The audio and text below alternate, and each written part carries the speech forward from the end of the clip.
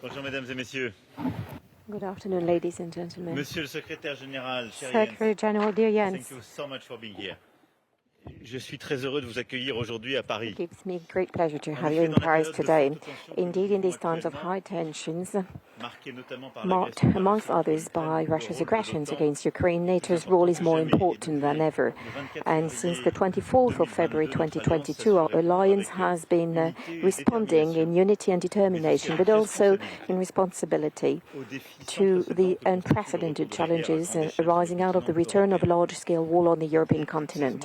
For more than 16 months now, NATO has taken action, and Article 5, like I said, is playing its full role. It keeps Russia in checks. It turns the territory of the Eastern ally into a sanctuary. And while we are massively delivering, together with the European Union, amongst others, the military equipment that enable Ukraine to defend itself. In Romania, Poland, and in the Baltic countries, France, as you know, is playing its full part in this effort and fully shouldering its responsibilities, and we shall continue to do so. This is the reason why the military programming law that I presented to the Parliament, and which is currently debated by the Senate, will set the structural level of our defense effort above 2% of our GDP.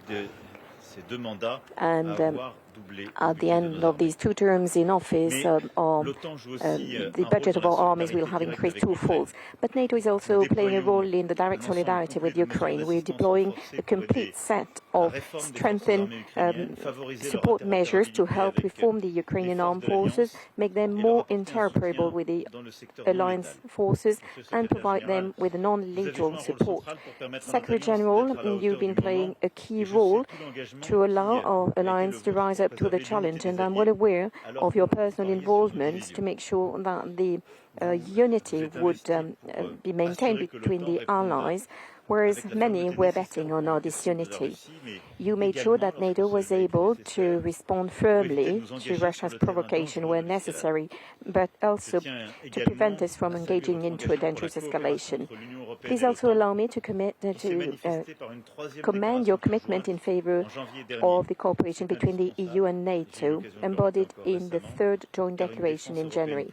And this is indispensable because a stronger and more operational EU defense will bring an irreplaceable contribution to the security of the European Atlantic space.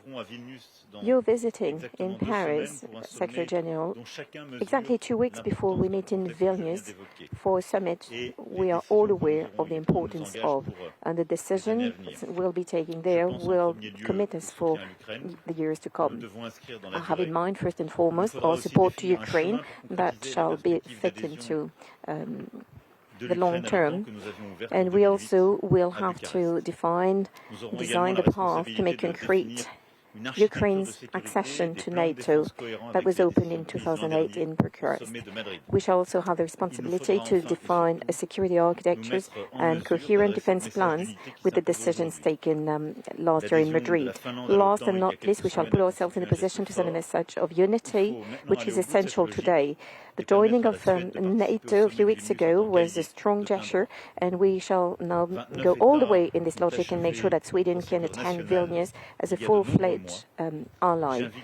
29 states completed their national proceedings many months ago, and I now invite the 2 that did not do so yet to take the necessary decisions and shoulder their responsibilities at a time when unity and security of the continent are at stake. Secretary General, I'm looking forward to the discussions we shall have.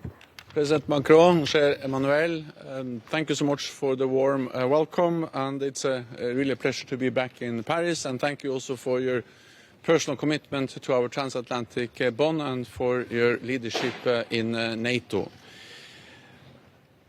It is a great opportunity to meet with you just ahead of the NATO summit in Vilnius and to discuss the final preparations for the upcoming NATO meeting. We will take decisions to protect our security in a more dangerous world.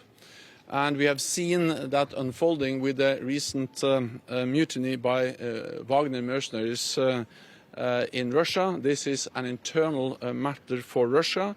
At the same time, it demonstrates once again that President Putin's illegal war against Ukraine is a big strategic mistake. It has deepened divisions and created new tensions in Russia. But we should not underestimate Russia, and we must continue to provide support to Ukraine.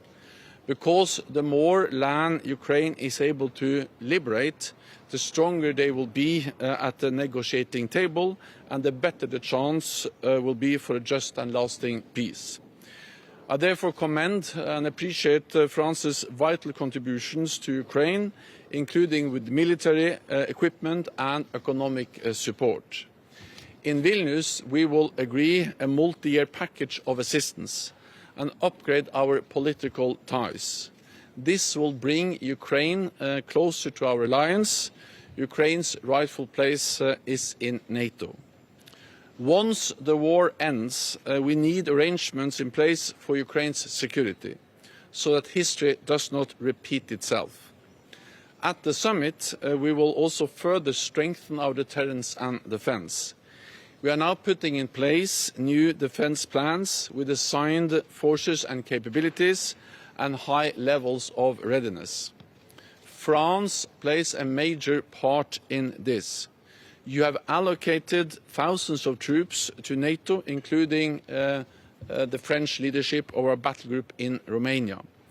French jets keep the skies safe over eastern allies, and your ships keep critical sea lanes open. At this grave moment for our security, NATO-EU cooperation is more important than ever. And I welcome France's strong commitment to further strengthen the partnership between NATO and the European Union. One important area of cooperation between NATO and the European Union is actually in Kosovo. Our KFOR mission continues to fulfill its UN mandate impartially. We call on both parties to refrain from anything that can further escalate tensions and return immediately to the EU-facilitated dialogue. This is the only way forward.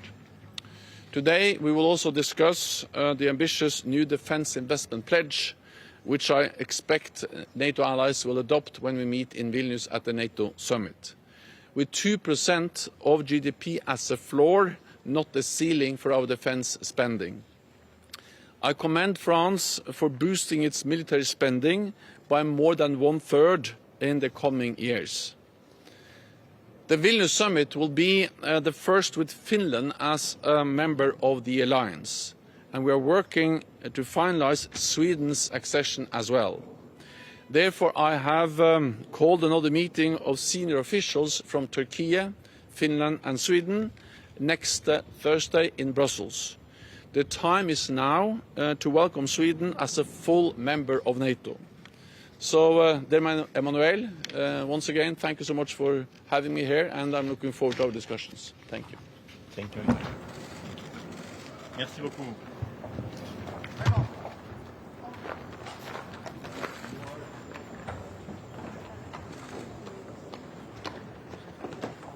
Les sous sont partis.